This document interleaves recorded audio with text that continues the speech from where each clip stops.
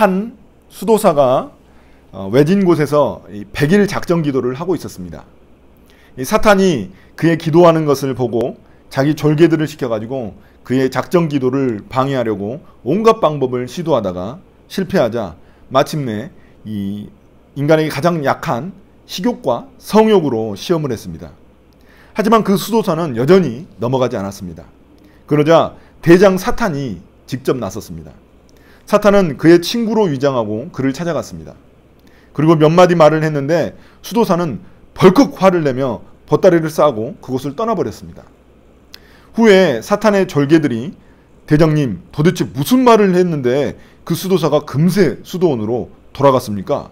라고 묻자 사탄은 낄낄대면서 말했습니다. 자기 어린 동생이 이번에 주교로 임명됐다고 했지. 예, 그렇습니다. 그 수도사는 동생에 대한 시기와 질투심을 이기지 못하고 기도를 멈추고 달려간 것이었습니다. 이처럼 사람이 자신의 육체적 욕망을 이긴다는 것은 결코 쉬운 일이 아닙니다. 한 가지 이겼다고 생각되더라도 또 다른 욕망에 져가지고 죄를 짓는 일이 생기기 마련입니다. 우리도 마찬가지 아닐까요? 혹시 여러분들 중에 나는 예수님 믿고 났더니 전혀 죄를 지지 않는다. 나는 완전히 죄를 정복했다. 이런 분이 있으신가요? 그럼 그 사람은 벌써 죄악을 저지르고 있는 겁니다. 왜냐하면 거짓말을 하고 있으니까요. 우리가 신앙생활을 하면서 가장 고민되는 점이 바로 이 부분입니다. 예수님을 믿고 나서도 여전히 죄 때문에 이 정죄감에 빠지는 부분입니다. 과연 우리는 어떻게 하면 이러한 죄악에서 벗어나 하나님의 뜻대로 살아갈 수 있을까요?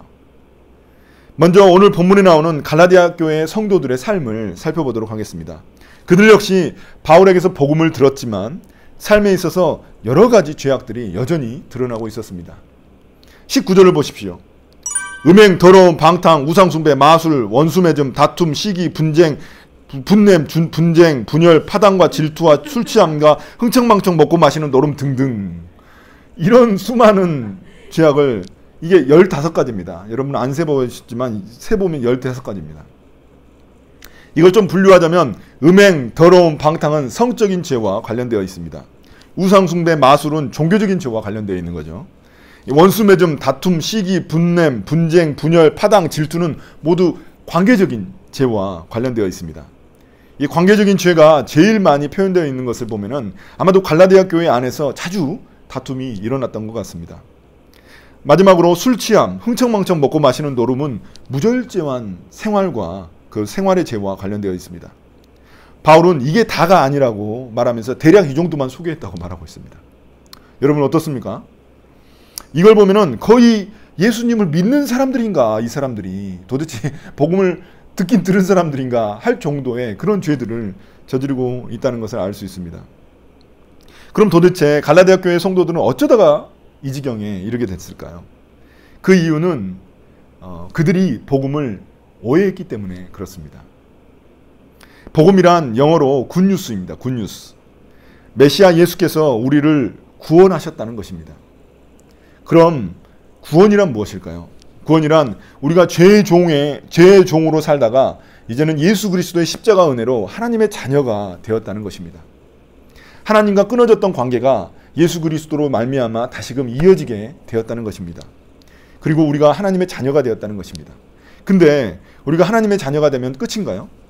아닙니다. 우리 삶 속에서 하나님의 백성답게 거룩한 삶을 살아가야 하는 것이 바로 우리가 앞으로도 계속 해야 될 일입니다. 그런데 갈라디아 교회 몇몇 성도들은 복음을 듣고 나서도 여전히 죄악을 저지르고 있었습니다. 도대체 뭐가 잘못된 것일까요? 우리 주변에도 이런 사람들 꽤 많이 우리가 찾아볼 수 있습니다. 예수님 믿는다고 또 교회 다닌다고 말하지만 여전히 다른 사람들이 짓는 죄들을 짓고 있거든요. 안 믿는 사람들이 기독교를 욕하는 이유는 바로 이런 크리스찬들의 위선적인 삶의 태도 때문입니다. 언젠가 제가 이 분당에 있는 한 대형교회를 방문한 적이 있었습니다. 그런데 그 대형교회를 방문했는데 차가 너무 많은 거예요. 그래서 그 대형교회가 이제 학교 안에서 예배를 드리고 있었거든요. 근데 그 학교 안에 들어가려고 아예 한 도로 한 그 차선을 다 막아버렸어요. 완전히. 줄줄이 차가 서 있는 거예요. 그러니까 그 뒤쪽에 있는 차들 중에 이제 교회 안 가는 차들도 있을 거 아니에요. 교회 안 가는 차들도 있는데 그 차들에서 주인들이 막 욕을 하는 거예요. 도대체 이렇게 도로를 전체 다 막아놓고 자기들만 예배드리면 다냐? 막 이런 식으로 욕을 하고 가는 것을 봤습니다. 여러분 어떻습니까? 저는 그 사람 말이 맞다고 생각이 들었습니다. 이런 이기적인 그런 그리스도인들의 모습을 보면서 도대체 우리가 그리스도인이라고 말할 수 있을까요? 제가 올해 통계를 보니까 안 믿는 사람들이 한국교회를 신뢰한다고 응답한 비율이 3.6%입니다. 이게 얼마나 심각한 거냐면은 우리나라 사람들이 정치인들 다 안 믿잖아요. 잘 거짓말쟁이라고 생각하고 대체로 이제 정치인들을 불신뢰합니다. 신뢰하지 않습니다. 그런데 그 정치인들이 모인 국회의 신뢰도가 13%입니다. 그러니까 이거는 국회, 언론, 정부 다 합쳐서 다 합쳐도 교회가 신뢰도 꼴찌예요. 이러니 사람들이 얼마나 이 그리스도인들, 크리스찬들을 신뢰하지 않는지 우리가 알 수 있습니다. 도대체 어쩌다가 우리가 이렇게 되었을까요? 심각한 지경에 이르게 되었을까요? 우리는 오늘 말씀을 통해서 이 갈라디아 교회 성도들을 통해서 그 해답의 실마리를 찾아볼 수 있습니다. 여러분 갈라디아 교회 성도들이 예수님을 믿었는데도 불구하고 죄를 짓자 거짓 성경교사들은 그 해법으로 그들이 죄를 짓는 것에 대한 해법으로 율법을 제시했습니다. 그들은 그 거짓 성경교사들은 너희들이 그 바울에게서 들은 복음이 부족하기 때문에 그런 거니까 할례를 받고 율법의 모든 행위들을 잘 지키면 된다고 이렇게 해법을 제시했습니다. 간음하지 마라, 술 취하지 마라, 우상 숭배하지 마라 이런 명령을 잘 지키면 된다는 것입니다. 제가 말씀드렸죠. 이 율법이라는 것은 뭘 해라, 하지 마라, 하면 축복받고 안 하면 저주받는다 이런 구약의 명령들이거든요. 그래서 그들은 613가지의 그 규율을 만들었습니다. 그 율법을 만들어가지고 이걸 지키면 된다는 겁니다. 반면에 바울은 어떻게 이야기했나요? 반면에 바울은 너희들이 들었던 그 복음 자체에 뭔가 문제가 있다거나 복음 자체가 불충분하기 때문에 그런 것이 아니다 라고 말했습니다. 바울은 오히려 너희들이 들었던 그 복음을 너희들이 오해했기 때문에 그렇다. 그리고 그 복음 자체에 너희들의 해답이 있다라고 말을 했습니다. 이러한 바울의 말을 우리가 이해하기 위해서는 먼저 우리 자신을 살펴볼 필요가 있습니다. 우리 안에는 항상 육체의 욕망과 성령의 요구가 함께 존재합니다. 우리 안에는 이 두 가지 요구가 항상 싸움을 벌이고 있습니다. 이것은 예수님을 믿어도 우리가 피할 수 없는 부분입니다. 심지어 성경을 13권 이상 쓴 사도 바울도 이 문제로 크게 고민했습니다. 로마서 7장에 보면 사도 바울이 이런 고백을 합니다. 나는 내가 하는 일을 도무지 알 수가 없습니다. 내가 해야겠다고 생각하는 일은 하지 않고 도리어 해서는 안 되겠다고 생각하는 일을 하고 있으니 말입니다. 나는 내가 원하는 선한 일은 하지 않고 도리어 원하지 않는 악한 일을 합니다. 이게 사도 바울의 고백이었습니다.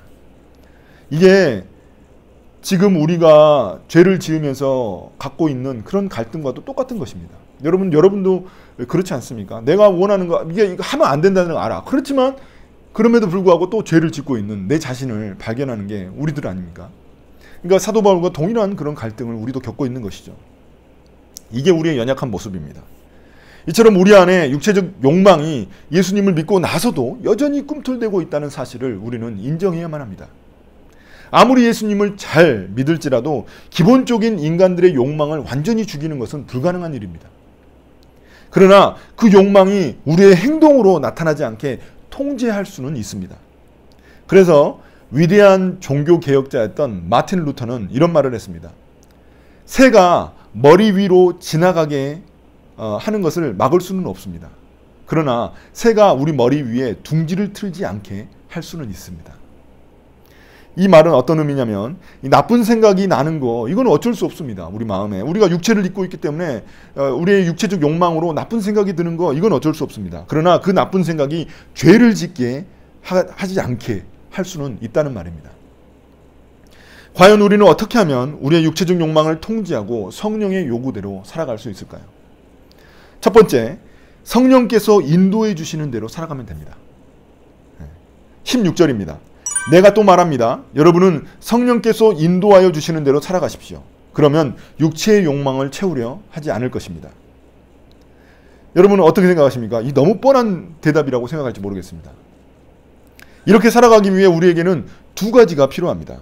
먼저 우리는 성령의 존재를 인정해야만 합니다. 우리 안에 성령이 계시다는 것을 우리는 어떻게 알 수 있을까요? 우리의 삶의 변화를 통해 우리는 성령의 존재를 확인할 수 있습니다. 예를 들어 보겠습니다. 저 같은 경우에는 예수님 믿기 전보다 이제 예수님 믿고 난 후에 죄를 저지르는 게 현격하게 줄어들었습니다. 예. 거의 이제 죄를 많이 짓지 않습니다. 이건 당연한 거죠. 예수님 믿고 났으니까.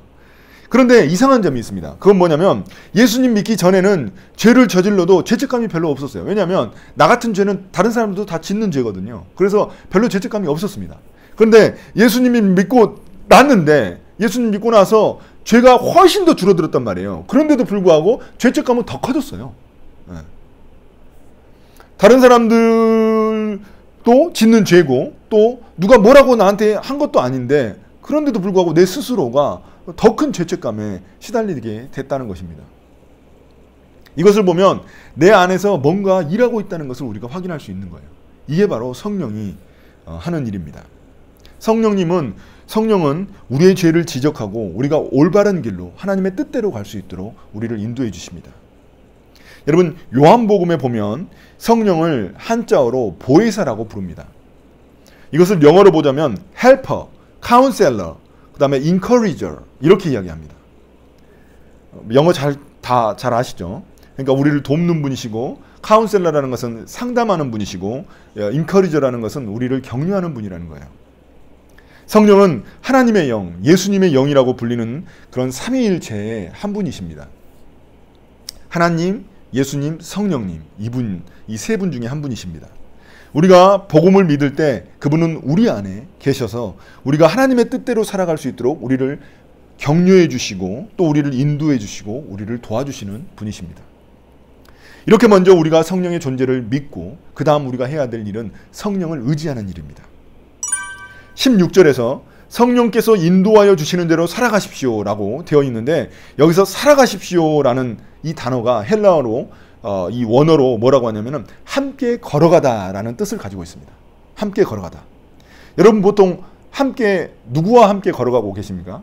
엄청 싫어하는 사람하고 함께 걸어가는 사람은 별로 없죠. 그러니까 우리가 함께 걸어가는 사람들은 대부분 우리와 가까운 사람들입니다. 이 말은 어떤 의미냐면 결국 성령과 친밀한 관계를 유지하라는 것입니다. 이것은 성령의 음성을 들어야 한다는 말과 같은 것입니다. 보통 그리스도인들이 자주 하는 말이 있습니다. 성령의 충만함을 받으십시오. 이런 말 많이 합니다. 여기서 충만이라는 단어 때문에 사람들은 마치 성령을 배터리 충전하듯이 이렇게 힘이나 에너지로 이렇게 이해하는 경우가 많이 있습니다. 그러나 성령은 어떤 힘이나 에너지 이런 비인격이 아니라 성령은 하나의 인격체이십니다. 그리고 삼위일체 하나님 중에 한 분이십니다. 매우 인격적인 그런 분이 바로 성령입니다. 성령으로 충만하라는 뜻은 뭐냐면 내 뜻을 꺾고 그분의 지배 아래, 그분의 음성, 그분의 말씀 아래, 그분의 뜻 아래 들어가라는 것입니다. 그분의 지배를 받으라는 것입니다. 내 생각과 내 감정과 의지를 주님께 맡겨드릴 때 그분의 인격적인 지배 가운데 우리가 들어가게 되는 것입니다. 저도 이제 브루스를 쳐본 적이 없지만 여러분 브루스를 쳐본 적이 있는지 모르겠습니다. 브루스를 쳐본 적이 없지만 정말 브루스를 잘 추는 사람이 있으면은 그 브루스를 잘 추는 사람한테 내 몸을 완전히 맡기면 브루스를 잘 춘다고 합니다. 그냥 내 몸을 맡기면 된다고 합니다. 내 몸을 맡기면 그 잘 추는 사람의 움직임에 내가 그냥 맞춰서 가는 거예요. 그럼 마치 내 몸이 아름다운 브루스 음악에 맞춰서 추게 된다는 그런 의미입니다. 이게 바로 성령의 지배를 받는 삶을 잘 설명해 주고 있습니다. 그러니까 우리가 그분께 맡기는 거죠. 우리를 완전히. 물론 말은 쉽지만 그렇게 사는 게 쉬운 일은 아닙니다. 말은 쉽죠. 성령께 완전히 의지하고 맡긴다. 이게 말은 쉽지만 쉬운 일은 아닙니다. 우리가 브루스를 출 때도 파트너에게 몸을 완전히 맡기지 못하고 자꾸 자기 몸에 힘을 주게 되면 스텝이 꼬이게 되고 결국엔 춤을 망치게 되는 거거든요. 하나님의 뜻을 알면서도 내 뜻대로 살아가고 싶은 게 바로 우리의 모습입니다. 예전에 그 신학교에 예쁜 여학생 한 명이 들어왔다고 합니다. 그런데 남자 신학생들이 너도 나도 그 여학생에게 대시를 했습니다. 이유는 하나님의 음성을 들었다는 것입니다. 어떻게 하나님이 여학생은 한 명인데 여러 명의 남학생들에게 동일한 하나님의 음성을 주실 수 있었을까요? 사귀어야 된다는 그런 하나님의 음성을 다 줬다는 거예요. 이 하나님의 말씀을 공부한다는 그 신학생들조차도 자기의 욕망 앞에서, 육체적 욕망 앞에서 이 하나님의 뜻을 제대로 분별하지 못하는 그런 이 연약한 모습을 가지고 있다는 것입니다. 우리의 모습도 마찬가지죠. 그래서 성령의 지배를 온전히 받는다는 것은 한 번에 이루어지는 과정이 아닙니다. 이것은 평생에 걸쳐서 조금씩 이루어지는 그런 과정이라는 것입니다. 이렇게 될 때 우리는 우리의 육체의 욕망을 거슬러 성령의 요구를 온전히 따르고 순종하게 되는 것입니다. 이렇게 성령에 우리의 몸을 맡기게 되면 우리의 삶에는 어떤 일들이 일어나게 될까요? 22절입니다. 성령의 열매는 사랑과 기쁨과 화평과 인내와 친절과 선함과 신실과 온유와 절제라는 이 9가지 열매를 맺게 됩니다. 이 모든 인격적인 특성들은 하나님의 특성입니다. 하나님의 성품입니다. 하나님이 이런 성품들을 가지고 있기 때문에 우리에게 이런 열매들이 나타나게 된다는 거예요. 그래서 우리가 주님을 닮아간다는 말은 이런 성품들이 우리의 인격 속에 이제는 나타나게 된다는 그런 의미입니다.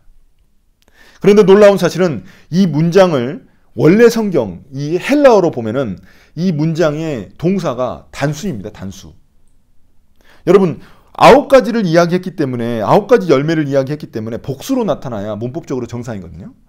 There are 9 fruits. 이렇게 이야기할 수 있잖아요. 그러니까 there are. 그러니까 복수가 돼야 되는데 여기는 단수가 됐다는 거예요. 그런데 왜 단수로 표현했을까요?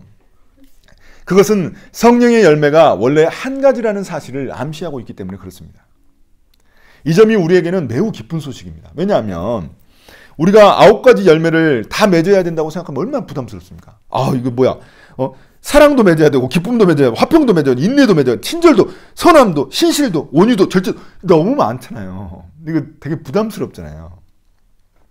오락실에서 그 두더지 놀이 여러분 해보신지 모르겠는데 기쁨은 잡았어. 근데 인내가 도망치고 친절은 잡았어. 근데 절제가 도망치고 이러면 얼마나 힘들겠어요. 이런 일이 반복된다면 얼마나 우리가 스트레스 받겠습니까? 그런데 성령의 열매는 이런 식으로 맺히는 게 아니라는 것입니다.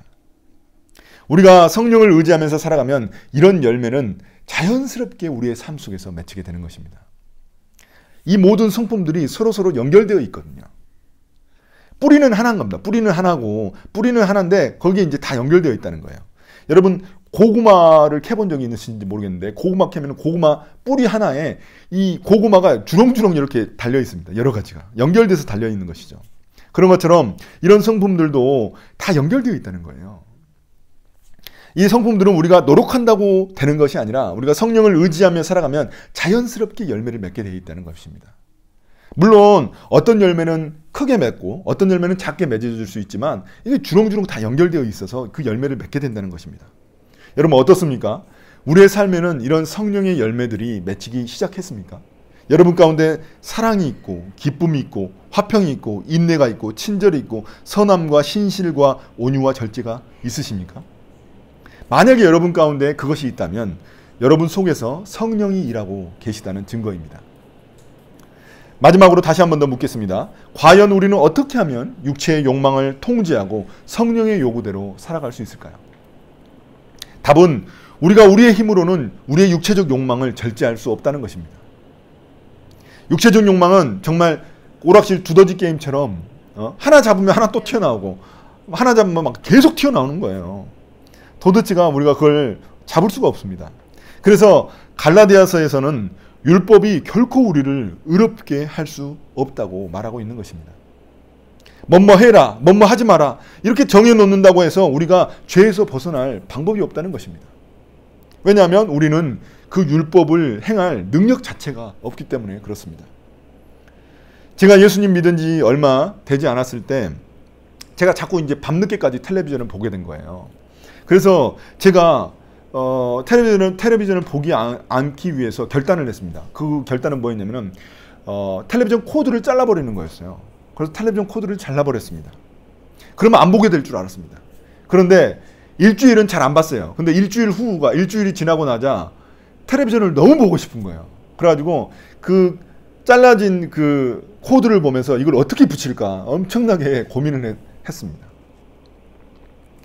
이게 우리의 모습입니다. 예전에 제가 담배 피울 때도 그랬습니다. 담배 피우면 안 된다는 것을 너무나 잘 알고 있었지만 저의 육체적 욕망을 이기지 못하고 몰래 담배를 피우게 됐습니다. 화장실에서 몰래 담배 피우게 되고 또 사람들 안 보는 구석지에 가가지고 몰래 아주 그 습한 곳에 가가지고 혼자 몰래 담배를 피우고 있더라고요. 그럼 도대체 저는 언제 담배가 끊어졌을까요? 저는 주님을 알아가면 알아갈수록 자연스럽게 담배가 끊어졌습니다. 바로 이것입니다. 우리는 규율과 통제 같은 종교의 율법으로 우리의 욕망을 통제할 수 없습니다. 우리에게 필요한 것은 성령을 의지하고 성령을 따르는 삶입니다. 그럼 야생마처럼 날뛰어가지고 결코 길들여지지 않을 것 같았던 그 육체적 욕망이 통제되는 그 순간이 오게 된다는 것입니다. 24절이 이것을 우리에게 잘 말해줍니다. 그리스도 예수께 속한 사람은 정욕과 욕망과 함께 자기의 육체를 십자가에 못 박았습니다. 이 구절에서 중요한 부분은 앞부분입니다. 사람들은 보통 뒷부분을 중요하게 생각하는데 앞부분이 중요한 겁니다. 그리스도 예수께 속하면, 이 말은 계속 우리가 주님과 친밀한 관계 가운데 있으면 우리의 육체적 정욕과 욕망은 십자가에 자연스럽게 못 박히게 된다는 것입니다. 그리스도 예수께 속한다는 것은 다시 말해서 우리가 성령을 의지하고 성령을 따라 살아간다는 것을 말하는 것입니다. 그러나 성령을 따라 행한다는 것이 뭐 어마어마한 일이 아닙니다. 에? 앞에서 그 수도사처럼 엄청난 수련을 하는 그런 거를 말하는 게 아닙니다. 우리가 무슨 성이 되어야 된다 이런 말을 하는 게 아닙니다. 여러분 26절을 보십시오.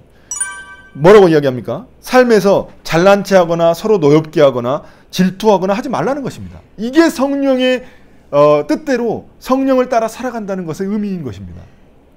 여러분 얼마나 단순합니까? 한 주 동안 여러분 정말 이러한 삶을 살아가기 위해 성령을 의지하는 저와 여러분이 되기를 예수님의 이름으로 축복합니다.